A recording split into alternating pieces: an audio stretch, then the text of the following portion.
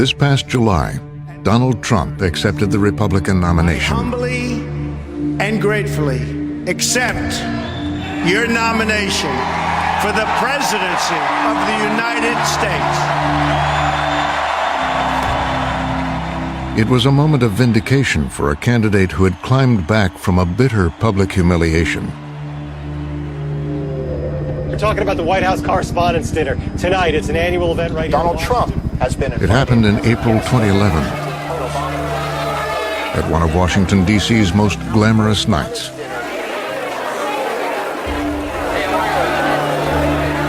I got to talk to Donald as we were going to our seats, and he was in just such a great mood, and he was very jovial, and people were taking pictures, and it was very exciting that Donald was there. And President Obama takes the microphone. All right, everybody, please have a seat. Donald Trump is here tonight.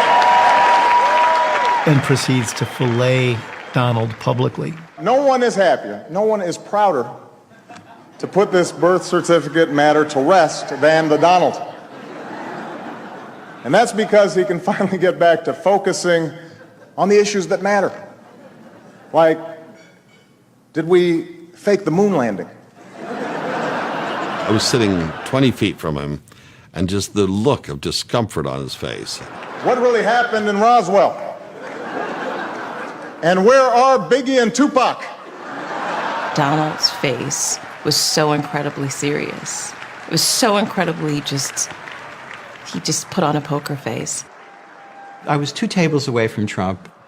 The conventional way in Washington of absorbing a joke at the White House Correspondents' Dinner is to keep your chin up and at least pretend to have a sense of humor about it, even if you go cry into your pillow that night. Trump was steaming. His face was all locked in. He was not having a good time. All kidding aside, obviously we all know about your credentials and breadth of experience.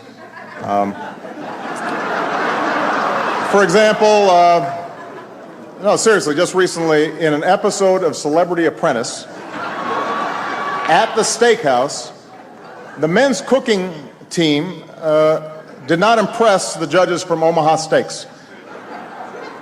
And there was a lot of blame to go around, but you, Mr. Trump, recognized that the real problem was a lack of leadership. And so ultimately you didn't blame Little John or Meatloaf. You fired Gary Busey. And these are the kind of decisions that would keep me up at night. And he's being treated like a piñata by the President of the United States. And I think he felt humiliated.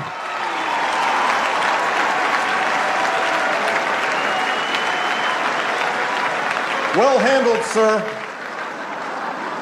Well handled. But it just kept going, and he just kept hammering him.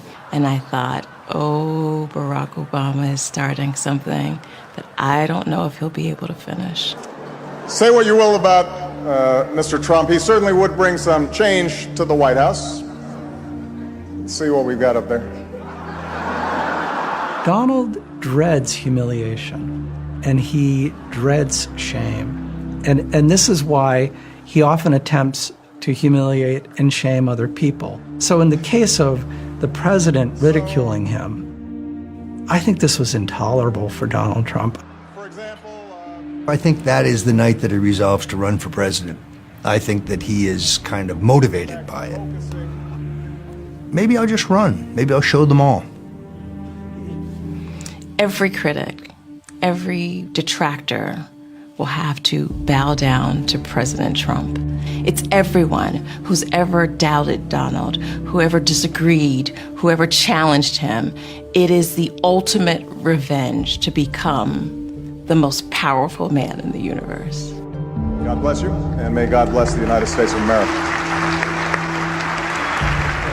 Donald Trump's fantasy is to be the guy who takes the key to the Oval Office from Barack Obama's hand in 2017. This means that Donald Trump will be the 45th president of the United States, winning the most unreal, surreal election we have ever seen.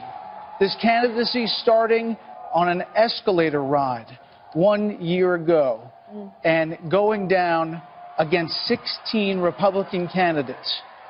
What started off as unlikely, impossible, is now reality.